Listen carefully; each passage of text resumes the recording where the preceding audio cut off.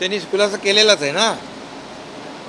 त्यामुळे आता त्यांचा जे काही अजितदादांच्या मागे कोण होतं, शपथ घेण्यासाठी कुणी पाठवलेलं, ते आता अजितदादांनीच खुलासा केला आहे ना. त्यामुळे ही वस्तुस्थिती लोकांसमोर त्यांनी आणलेली आहे. त्यामुळे अजितदादा आणि आता आमच्यासोबत आहेत, महायुतीसोबत आहेत. आज महायुतीचं काम या राज्यामध्ये खूप चांगल्या प्रकारचं चालू आहे.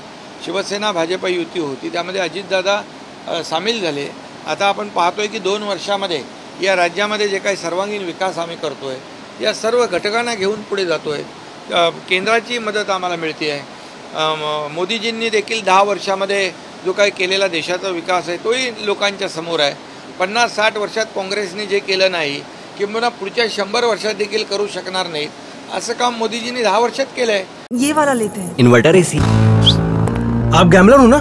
गैम्बलर? जुआ खेलते हो ना? तुम जुआ खेलते हो? अरे नहीं, ये तो कुछ भी बोले जा रहे हैं. इतनी महंगी और नाजुक एसी खरीद कर स्टेबलाइजर नहीं लोगे तो ये जुआ नहीं हुआ तो क्या हुआ? सिर्फ एक फ्लक्चुएशन आपके इन्वर्टर एसी के पार्ट्स को डैमेज कर सकता है. उसे वी गार्ड से सुरक्षित रखिए. V Guard, India's number 1 stabiliser. हे तर सगळ्यांच्या समोर आहे. आणि राज्याने देखील केलेला विकास, राज्याने घेतलेले निर्णय, राज्याने लोकांसाठी सुरू केलेल्या योजना, मग शेतकरी, कष्टकरी, कामगार, महिला भगिनी, तरुण, ज्येष्ठ सगळ्यांसाठी आज म्हणून आम्ही डेव्हलपमेंट विकासाच्या मुद्द्यावर लोकांसमोर जातोय. शासन आपल्या दारीसारखा लोकाभिमुख कार्यक्रम आम्ही केला. थेट जनतेमध्ये जाऊन आम्ही केलो. घरी बसून काम करत नाही आम्ही, फेसबुक लाईव्ह करत नाही, डायरेक्ट लोकांसमोर जातो, बांधावर जातो, शेतावर जातो, लोकांच्या अडचणी समजून घेतो. आणि ऐकणारं सरकार आहे आणि ऐकून निर्णय घेणारं सरकार आहे. त्यामुळे या निवडणुकीमध्ये लोक केलेल्या कामाची पोचपावती देतील.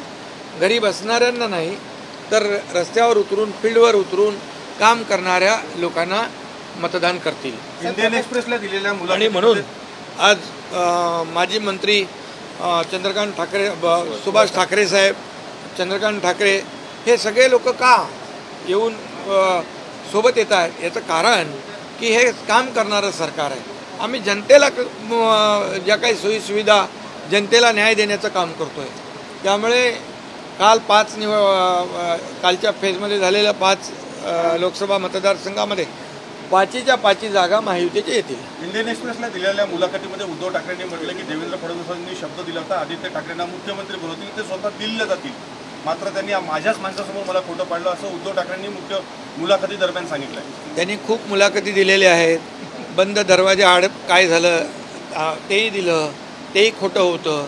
आता खोटं बोलण्याचं एक परिसीमा असते. खोटं बोला पण रेटून बोला.